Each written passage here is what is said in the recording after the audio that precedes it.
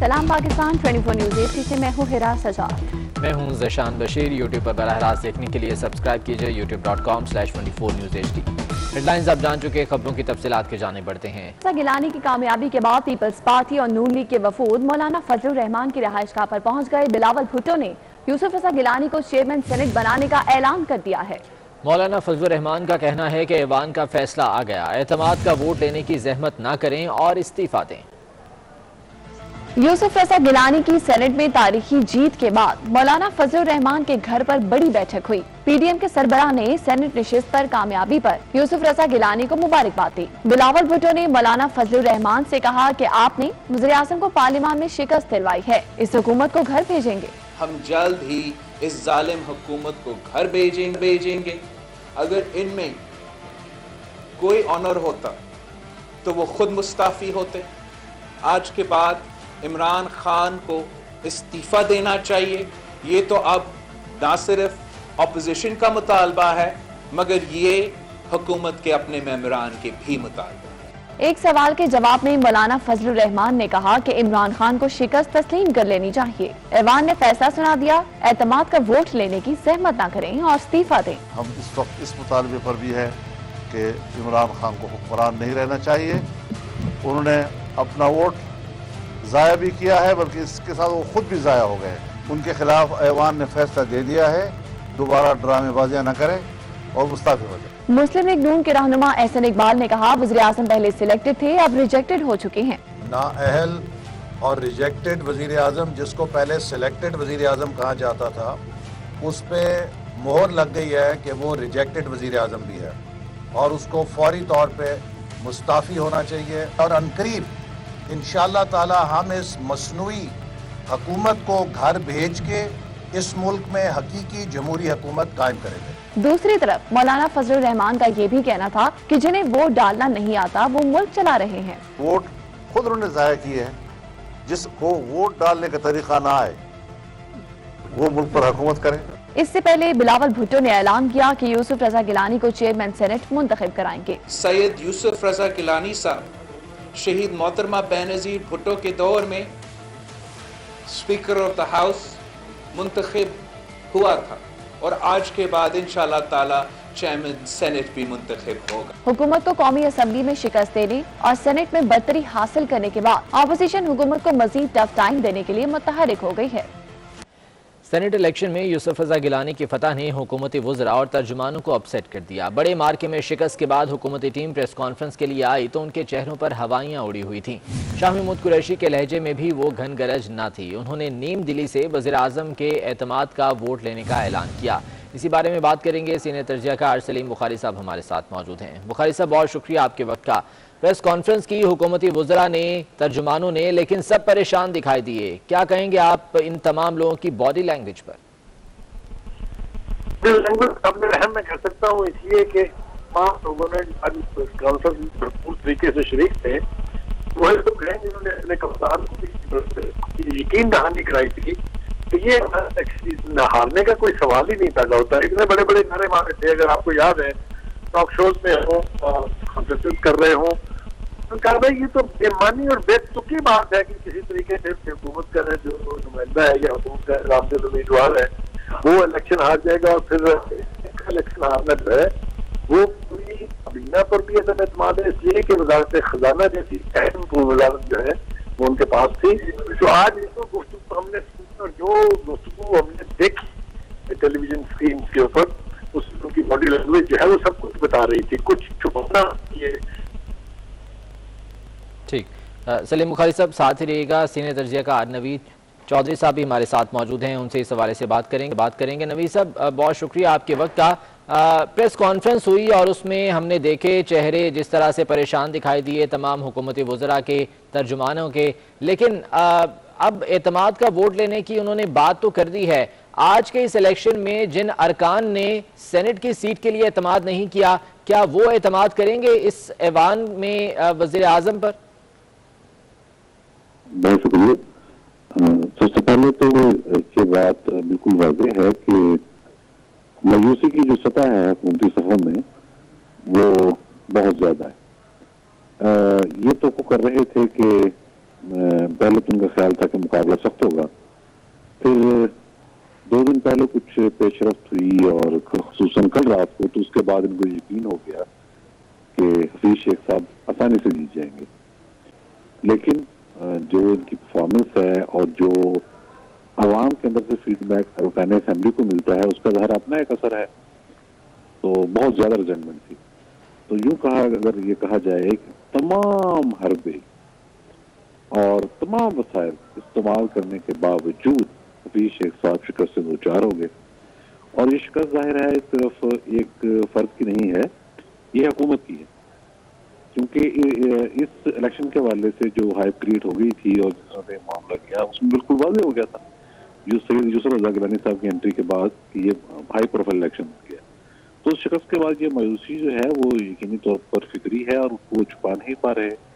जहाँ तक एतमाद का वोट लेने की बात है तो बड़ी सादा सी बात है, अब उनके पास तो कोई और ऑप्शन ही नहीं है। अब तो मुतालबा तो ये किया जा रहा है कि ये चूंकि बिलवास्ता तौर पर वोट ऑफ नो कॉन्फिडेंस हो गया है इस हुकूमत के खिलाफ, तो प्राइम मिनिस्टर साहब को रिजाइन कर देना चाहिए और उन्हें इलेक्शन की तरफ जाना चाहिए। ये बात तकरीबन तमाम अपोजिशन की जो पार्टियां वो कर रही हैं और यही उनका मुतालबा है। तो ये जो कह रहे हैं कि हम एतमाद का वोट लेंगे और जाएंगे, ज़ाहिर है उसमें भी तो यही होगा जोड़ तोड़। देखें ना, एक बहुत अहम बात है, इन्होंने कहा था हमने अरकान असेंबली को कोई तरक्याती फंड नहीं दिया और सुप्रीम कोर्ट में इन्होंने इस हवाले से बयान भी जमा कराया। बाद में इनके खुद जो पार्टी के ख़वातीन अरकान हैं उन्होंने ही बता दिया कि 50-50 करोड़ का वादा है और 15-15 करोड़ रिलीज हो चुकी हैं। तो ये पैसे भी मिल जाएंगे, इत्तेहादी जमातों के मुतालबात भी सामने आएंगे, नाराज अरकान के मुतालबात भी सामने आएंगे, उसमें हमारा जो कौमी खजाना है उसमें से और रकम निकलेगी और ये एक और तरह का बहरान होगा। लेकिन ये जो शिकाफ अब पड़ गया है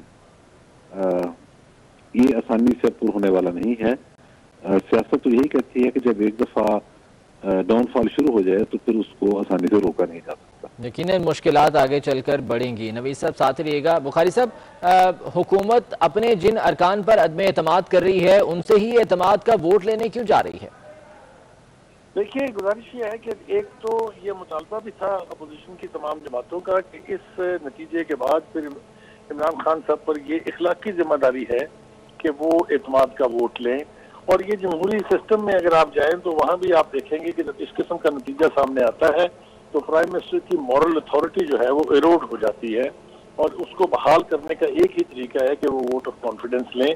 ये अलग बात है कि जिन्होंने 24 घंटे पहले अदम एतमाद कर दिया हो एक तरह से हुकूमत के अहम बंदे को शिकस्त देकर, उनसे ही आप तवक्को करने जा रहे हैं कि वो आपको एतमाद का वोट भी देंगे। इसका नतीजा क्या निकलेगा उसके लिए तो इमरान खान साहब को ज़हनी तौर पर तैयार रहना चाहिए। लेकिन जिस तरह से हुकूमत की रिट की इरोजन हुई है, जिस तरह से इमरान खान के बहुत ही करीबी साथी जिनके ऊपर सारा फोकस था, जिसके ऊपर पूरा वजन उन्होंने डाला हुआ था, उनको जिस तरह से शिकस्त हुई है, इसके बाद मेरे ख्याल से जो नवीद चौधरी साहब फरमा रहे हैं बिल्कुल ठीक कह रहे हैं कि प्राइम मिनिस्टर के पास इखलाकी जवाब तो नहीं है इस कुर्सी से चिमटे रहने का। लेकिन अब जबकि उन्होंने फैसला कर दिया है, जैसा मैं पहले भी कह रहा था कि बॉडी लैंग्वेज जो है वो जो प्राइम मिनिस्टर के बहुत करीबी लोग हैं, जो उनके चहीते कह लीजिए, वो सारे उस प्रेस कॉन्फ्रेंस में मौजूद थे और जो बॉडी लैंग्वेज उनकी नजर आ रही थी उससे तो साफ पता चलता है कि वो खुद भी अंदर से शेकी हैं। और अगर वो वाकयातन शेकी हैं तो फिर मेरा नहीं ख्याल कि उनको इस एफर्ट के नतीजे में वोट ऑफ कॉन्फिडेंस मिलने जा रहा है। अब ये ज्यादा दूर की बात नहीं है, मेरे ख्याल से बहुत जल्द ये मंजरनामा भी हमारे सामने होगा कि प्राइम मिनिस्टर साहब की ये जो ख्वाहिश है क्या इसका कुछ खैर का नतीजा निकलता है या नहीं। जी हाँ, और आने वाले दिन में सियासी मौसम मजीद गर्म होने जा रहा है। बहुत शुक्रिया। सलीम बुखारी साहब हमारे साथ मौजूद थे, नवीद साहब हमारे साथ मौजूद थे। सर आपका भी बहुत शुक्रिया। वज़ीर ख़ज़ाना अब्दुल हफीज़ शेख ने हुकूमत से अलहदा होने पर मुशावरत शुरू कर दी। ज़राए के मुताबिक हफीज़ शेख वज़ारत ख़ज़ाना के ओहदे से इस्तीफ़ा दे देंगे। तफसीलात जान लेते हैं, अवैस कयानी हमारे साथ मौजूद हैं। अवैस बताएगा क्या इत्तलात हैं इस बारे में? हमारे जो ज़राए हैं वो ये बता रहे हैं कि हफीज़ शेख ने जो है मुशावरत शुरू कर दी है कि वो इस्तीफ़ा दे दें वज़ारत ख़ज़ाना से, और इस हवाले से अगले 2 दिन जो है वो बहुत इंपॉर्टेंट कंसिडर किए जा रहे हैं। हमारे जो कैबिनेट जो मेंबर से जो हमारी बात हुई है उन्होंने कहा है कि बिल्कुल जो हाई कोर्ट का जो फैसला आया था उसके मुताबिक जो वज़ीर ख़ज़ाना जो हैं वो अगर इलेक्टेड नहीं होते तो वो जो कैबिनेट कमेटीज़ जो हैं जिसमें ECC आ रही है, उसमें निष्कारी की कमेटी आ रही है और NFC भी उसमें शामिल है कि वो उसको चेयर नहीं कर सकते। और यही वजह थी कि हुकूमत ने जो है फौरी तौर पर इमरान खान ने इनको जो है वजीर खजाना बना दिया था। वो 6 माह के लिए था। तो अब ये कंसिडर किया जा रहा है कि क्या हफीज शेख अगला बजट देकर जाएंगे या उससे पहले जाएंगे। लेकिन हमारे मुशावरत चल रही है अभी। बहुत शुक्रिया अवैस कियानी अपडेट करने के लिए। हुकूमती वज़रा का कहना है कि यूसुफ रज़ा गिलानी की जीत के लिए हर हरबा इस्तेमाल हुआ। जमहूरियत के नाम पर खरीदारी की गई, लेकिन सादिक संजरानी के खिलाफ अदम एतमाद में अपोजिशन की नाकामी पर हुकूमती मौक़िफ़ कुछ और ही था। उस वक्त हुकूमती अरकान ने कहा था कि सादिक संजरानी को वोट देने वाले सेनेटर्स ने ज़मीर के मुताबिक फैसला किया। जो खातून मेंबर हैं वो बड़ी वाज़ेह अक्सरियत से यानी कि 174 वोट लेकर कामयाब होती हैं, क्योंकि वहां उन्हें खरीदो फरोख्त पे दिलचस्पी न थी। लेकिन जो यूसुफ रज़ा गिलानी की सीट थी, उस सीट पर उनको पहले दिन से ये इशारे हमें आ रहे थे कि उन्हें ना चाहते हुए भी खड़ा किया जा रहा है, और इस दिलासे पर कि आप ना उम्मीद ना हो, आपको जिताया जाएगा और आपकी जीत में हर हरबा इस्तेमाल होगा। और आज कौम ने देखा कि वो हरबा इस्तेमाल हुआ। सेनेटर्स ने अपने ज़मीर की आवाज़ के मुताबिक फैसला किया और वोट किया। दूसरा सेनेट का जो इशू है अल्हम्दुलिल्लाह खैरियत से मरहला गुजर गया है। लोगों ने अपने ज़मीर के मुताबिक अपना वोट डाला है, लोगों ने अपनी मर्जी से वोट दिया है। साबिक वज़ीर-ए-आज़म और नौमुंतखब सेनेटर यूसुफ रज़ा गिलानी ने मरियम नवाज को टेलीफोन किया और यूसुफ रज़ा गिलानी ने इस सेनेट इलेक्शन में भरपूर हिमायत पर मरियम नवाज का शुक्रिया अदा किया, जबकि मरियम नवाज ने यूसुफ रज़ा गिलानी को मुबारकबाद दी। साबिक वज़ीर-ए-आज़म और नौमुंतखब सेनेटर यूसुफ रज़ा गिलानी ने मरियम नवाज को भी टेलीफोन किया। यूसुफ रज़ा गिलानी ने सेनेट इलेक्शन में भरपूर हिमायत पर मरियम नवाज का शुक्रिया अदा किया, जबकि मरियम नवाज ने भी यूसुफ रज़ा गिलानी को कामयाबी पर मुबारकबाद पेश की है।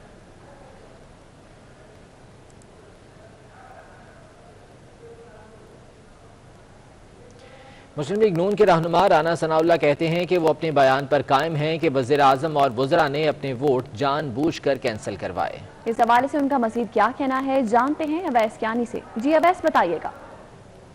राना सनाउल्लाह इस वक्त हमारे साथ मौजूद हैं। क्या आप अब भी उस बयान पर कायम हैं जो कि आपने आज सुबह दिया था कि वज़ीर आज़म, जरताज और शहरियार ने जो है वो अपना टिक किए हैं और वो उन्होंने डिस्टर्ब किए हैं, अपना वोट ज़ाया किया?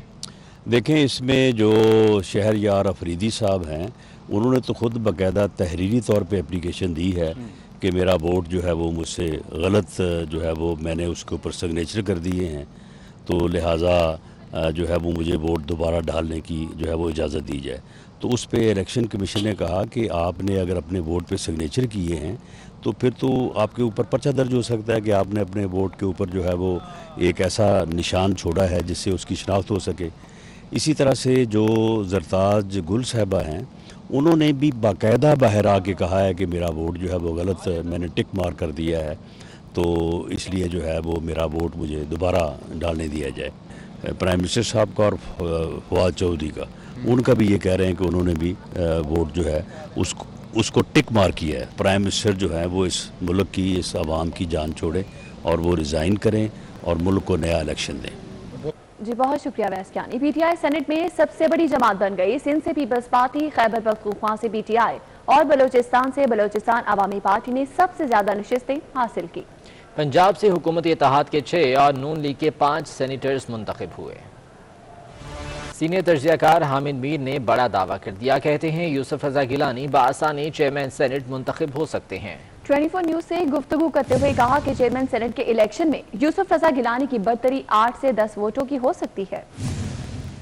अगर ये जो लेटेस्ट पोजीशन है, आज का जो सेनेट का इलेक्शन है, इसके बाद जो सेनेट में जो पार्टी पोजीशन सामने आ रही है, तो इसमें मैं ये समझता हूँ कि ये आपको कहना ग्रुप के हुकूमती इत्तेहाद की 40 सीटें नजर आ रही हैं, अपोजिशन की 50 नजर आ रही हैं, लेकिन जिन पार्टियों को आपने हुकूमती इत्तेहाद में शामिल किया है, इन पार्टियों के कुछ सेनेटर जो हैं उनके साथ मेरी बात हुई है थोड़ी देर पहले, तो वो कुछ खुश नजर नहीं आ रहे हैं हुकूमत के साथ। और अपोजिशन जो है वो अगर इन छोटी पार्टियों का रास्ता करेगी तो हो सकता है ये भी अपोजिशन की तरफ आ जाए। और अगर अपोजिशन इत्तेहाद जो है उसमें वज़ीर आज़म इमरान खान के खिलाफ तरीके अहमियत जो है वो दाखिल करवा दी, तो उसके बाद सेनेट में जो हुकूमती इत्तेहाद के अरकान है वो कमज़ीर हो सकते हैं। तो मुझे लगता है कि यूसुफ रज़ा गिलानी साहब जो है वो सिर्फ 2 या 3 वोटों की अक्सरियत से नहीं बल्कि 8 से 10 वोटों की अक्सरियत से सेनेटर मुंतखब हो सकते हैं। फिलहाल अपोजिशन इत्तेहाद को सिर्फ 2 वोटों की अक्सरियत नजर आ रही है। तो अगर पीडीएम जो है वो यूसुफ रज़ा गिलानी को अपना सेनेट के चेयरमैन का उम्मीदवार बनाती है तो उनकी कामयाबी का इम्कान तो अभी भी मौजूद है, लेकिन मुझे लगता है कि ये 2 वोटों की अक्सरियत नहीं होगी बल्कि ये अक्सरियत ज्यादा हो जाएगी। पाकिस्तान पीपल्स पार्टी के चेयरमैन बिलावल भुट्टो जरदारी का कहना है कि वज़ीर आज़म ने वादा किया था कि वो इस्लामाबाद से सेनेट की नशिस्त हार गए तो असम्बलियों को तहलील कर देंगे। इमरान खान इस्लामाबाद से सेनेट की नशिस्त हार गए और हम जीत गए, अब क्या चीज़ उनको असम्बलियों की तहलील से रोक रही है। चेयरमैन पीपल्स पार्टी बिलावल भुट्टो ने ट्वीट किया है जिसमें उनका ये कहना है कि वज़ीर आज़म ने यह वादा किया था कि अगर वो इस्लामाबाद से सेनेट की नशिस्त हार जाते हैं तो असम्बलियों को तहलील कर देंगे। बिलावल भुट्टो का ये कहना है कि इमरान खान इस्लामाबाद से सेनेट की नशिस्त हार गए और हम जीत गए हैं, अब क्या चीज़ है जो उनको असम्बलियों की तहलील से रोक रही है।